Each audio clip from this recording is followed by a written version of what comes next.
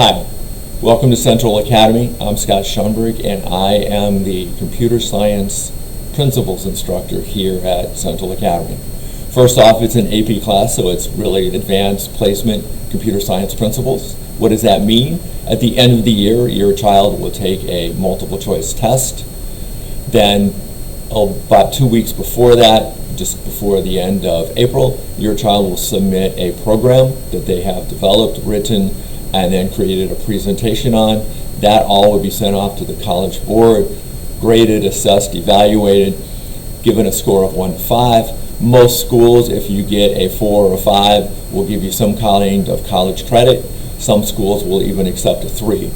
You do not have to take the test, and I always tell students it is your choice whether or not you want to take the test. And this is the year where I will strongly say, if you feel like you know what you're doing, take the test. If you feel like you haven't grasped all the things you need to know, don't worry about taking the test. People will learn so much from taking this class, whether or not they take the exam or not. So, they will talk about programming, we will talk about the internet, how the internet works, we'll talk about data abstraction a little bit, we will talk about security, we will talk about the personal aspect of computing, the professional aspect of computing, where computers have been. We'll talk about the history of computers. Speaking of the history of computers, my first year at Iowa State University, we were the last class to require to take a slide rule course. So my goal is that I want to explain to students how the evolution of the computers has taken from the early days, where the ENIAC was the first original digital computer at Iowa State University, to where we're at today, I'm using my phone there, where the phone contains so much more than any computer that I've ever played with. I wish I could say that during class we'll have a day or two where I let you pop a lid on a computer, tear it apart, and then try to put it back together again. So parents, if you have an old computer that you're not going to use, instead of donating it because you know it's not worth it, or it's broke, or you know somebody who has one, let your child take one apart. To me, the greatest thing is to be able to pop a laptop and analyze the different components on it. I will do my best to try to explain it virtually, but it's not the same as popping the lid, taking out a screwdriver, and tearing that thing apart. How the course works. Your child, let's start with Tuesday. Your child needs to be ready to go when class starts. It will be on Teams. Your child should have received a invitation to our Teams meeting. It starts at 8:30 and it goes till 10. I will open it up a little earlier and I will leave it open a little later so that those people who don't want to start early can start coming in and chatting early. For those people who want to keep working with their partner can still work with their partner.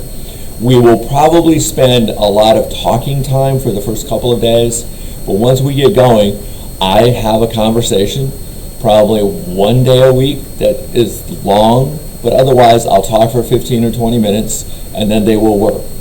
It is done all online. My computer science principles class has more or less been taught 80% online in the past, so it's not that much different for me this year, except that I won't be able to see them. And they will be able to wander the halls of their own home now instead of wandering the halls of the school. We will not ever take more than 45 minutes in class discussing things face to face. I will have breakout groups. I would like your child to form either a partnership with one other person or no more than 3 total, and those people will work together and they will help each other. When there's issues or problems, they will try to hash it out. I will also have a student who've passed AP Computer Science A be hanging around during the class, so if there's an issue or question for them that they can answer, I love it when they go and do that. But everyone always wants to know, how do you do a level 4? How do you do a level 4? I'm not exactly sure how I'm going to know this happens this year, but in the past, if Johnny had a question, I would say, anybody want to get level 4 credit? Susie would raise her hand, so Susie would go help, and then I would have them write up a little thing, submit it on Canvas, and that's how you got level 4 questions. I hope you enjoy the class. I hope your child enjoys the class. If you have any issues, questions, problems, dilemmas, let me know. I will be around probably at 7:30 most mornings, and by all means, I am really looking forward to the school year. I hope your kid is as well. We're going to make the best of this.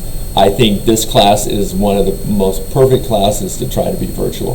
Thanks. Be safe this fall and take care. And I do hope to see you sometime before this year is over. Thanks.